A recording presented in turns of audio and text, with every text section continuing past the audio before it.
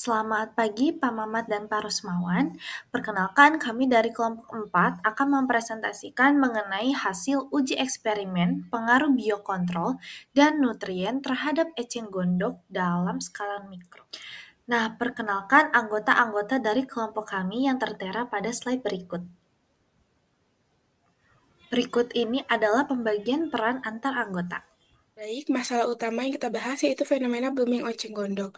Kehadiran eceng gondok menyebabkan berbagai gangguan terhadap keseimbangan ekosistem waduk. Tanaman ini menurunkan penetrasi cahaya yang masuk ke badan air, menurunkan kadar oksigen terlarut, serta memicu kematian biota air seperti ikan dan invertebrata yang sensitif. Ledakan eceng gondok terjadi akibat kondisi eutrofikasi, kondisi di mana perairan mengalami pengayaan bahan organik, terutama dari nutrien, nitrogen, dan fosfor secara berlebihan dari berbagai sumber. Tanaman eceng gondok ini memiliki kemampuan reproduksi yang tinggi. Bahkan, hanya dari dua individu dapat berkembang menjadi ribuan dalam waktu yang singkat. Sehingga kondisi inilah menunjukkan status to degraded ekosistem. Oleh karena itu, diperlukannya pendekatan yang tidak hanya berfokus pada pengendalian gulma, tetapi juga mencakup pemulihan ekologis dan pemanfaatan biomasa secara berkelanjutan agar fungsi waduk dapat optimal kembali. Nah, lalu apa sih yang menjadi masalah khusus dari semua metode-metode yang kami sampaikan di UTS? Nah, ternyata limpasan nutrien ini belum dapat terkontrol dengan baik, jadi masih mengalir dan masuk ke waduk ataupun penampungan, sehingga menyebabkan eceng gondok terus mengalami perkembangan atau pertumbuhan. Nah, serta juga didapatkan beberapa metode tidak efektif dan belum berkelanjutan. Selanjutnya, tujuan yang dibahas yaitu menemukan metode yang efektif dan berkelanjutan untuk mengendalikan eceng gondok di waduk.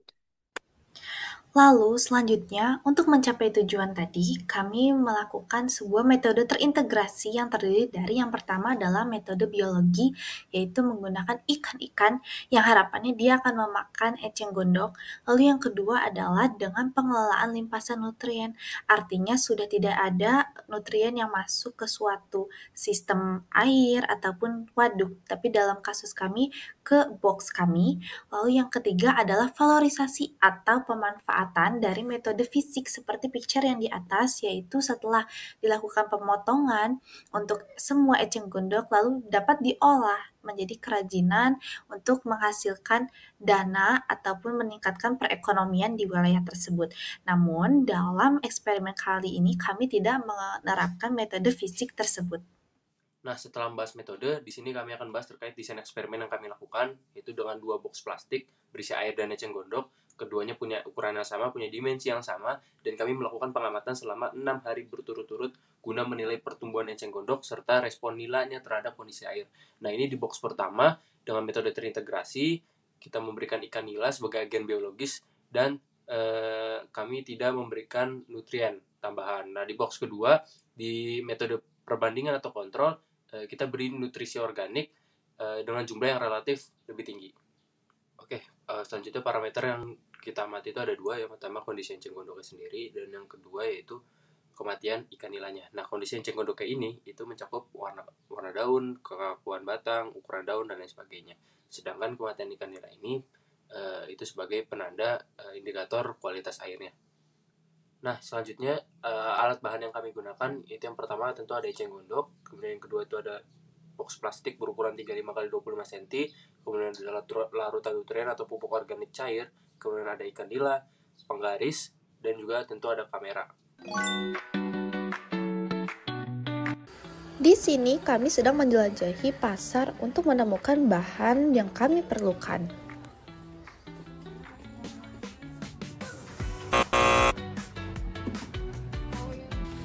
Di sini kami pergi ke toko ikan untuk mencari ikan koan atau ikan gurame, namun tidak ada. Jadinya kami membeli ikan nila.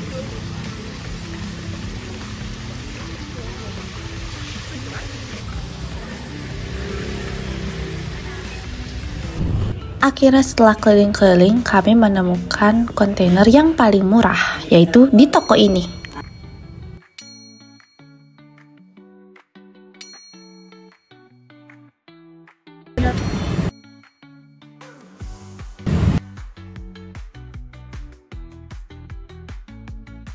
Jadi, kelompok kami memutuskan untuk melakukan uji eksperimen pengaruh biokontrol dan nutrien terhadap eceng gondok dalam skala mikro, di mana pada sistem pertama kami akan memasukkan ikan-ikan, sementara pada sistem kedua kami akan diberikan limpasan nutrien. Berikut ini adalah teknis pelaksanaan eksperimen dan juga hasil pengamatan. Ya, ini sudah dibagi jadi dua. Ini yang ikan, ini yang diberi nutrien. Nah, ini pemberian eceng gondok dalamnya. Nah, ini merupakan hari pertama dari kondisi sistem kami.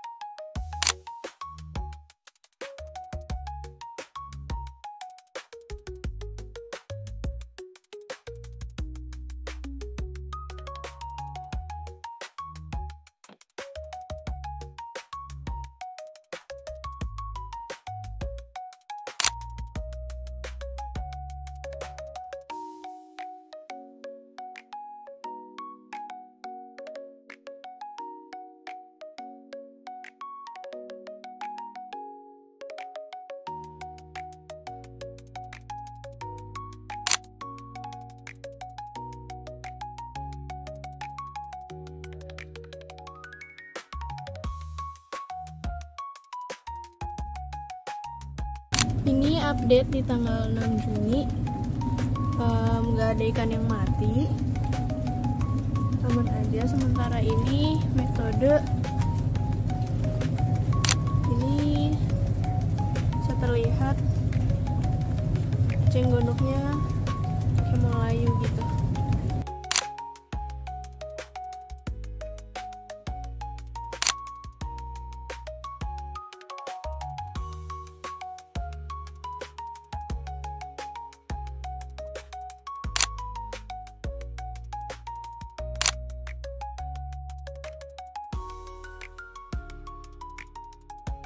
Ekspektasi dari eksperimen. Pada box 1, yang diisi dengan air bersih dan sejumlah ikan nila, yang diasumsikan bahwa nutriennya sudah diatasi atau dikelola, berarti di sini tanpa nutrien, dengan harapan bahwa ikan tersebut akan memakan eceng gondoknya, dan dengan pengolahan limpasan nutrien akan menyebabkan penurunan jumlah atau ukuran dari eceng gondok.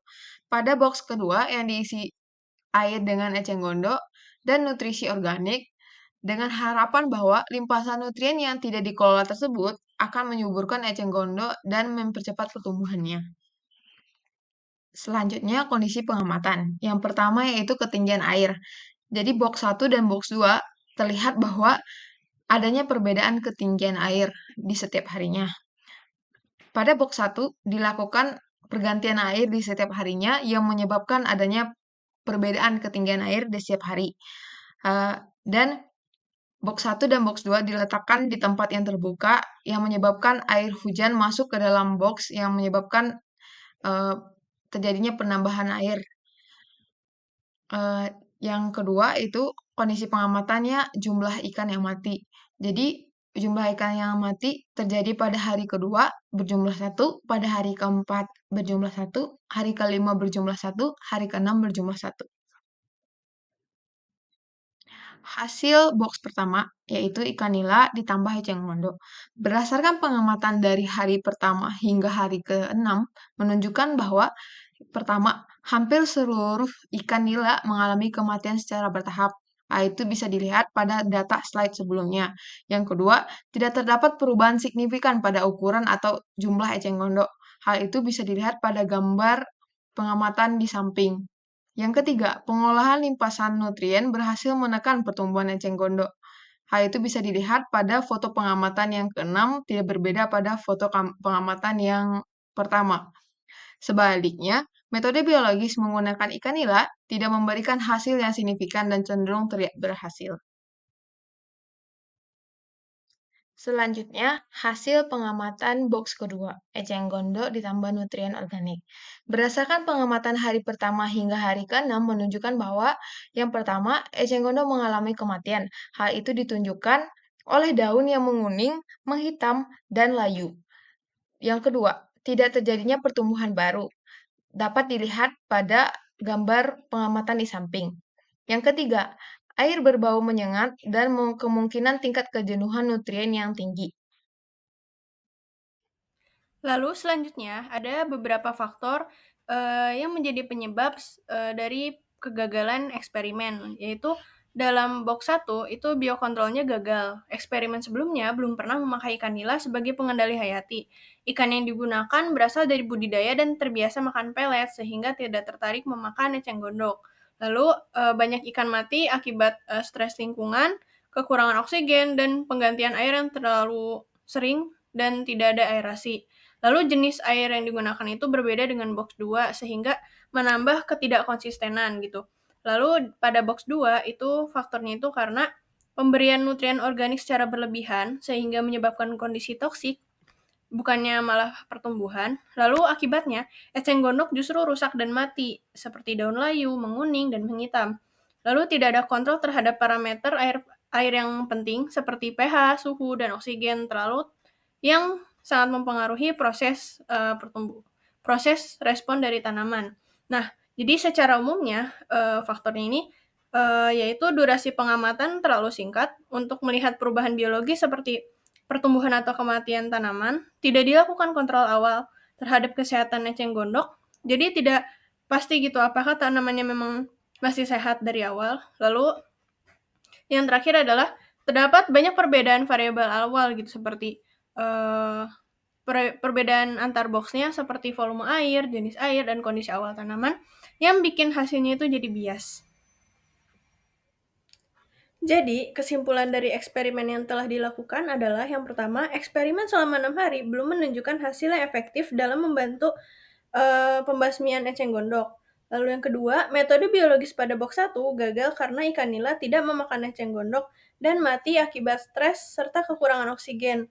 Lalu yang ketiga, box 2 juga gagal karena overdosis nutrien yang justru merusak eceng gondok akibat buruknya kualitas air. Lalu yang keempat, eksperimen tidak mengontrol parameter lingkungan seperti pH, suhu, dan DO, serta tidak memiliki kontrol tanpa perlakuan gitu. Lalu yang kelima, durasi pengamatan terlalu singkat dan desain eksperimen perlu diperbaiki agar hasilnya lebih optimal. Jadi, dari eksperimen yang telah kami lakukan, kami memiliki beberapa saran supaya hasilnya bisa lebih baik lagi gitu. Yang pertama, memperhatikan sumber dan adaptasi ikan, lalu menyediakan sistem aerasi dan kualitas air yang bagus, lalu dosis nutrien yang terukur, lalu pemantauan parameter air, setelah itu penambahan kelompok kontrol, lalu yang terakhir adalah perpanjangan waktu pengamatan supaya hasil eksperimennya itu bisa lebih bagus dan lebih representatif dengan keadaan nyatanya. Baik, sekian presentasi dari kelompok kami. Mohon maaf atas segala kekurangannya. Terima kasih.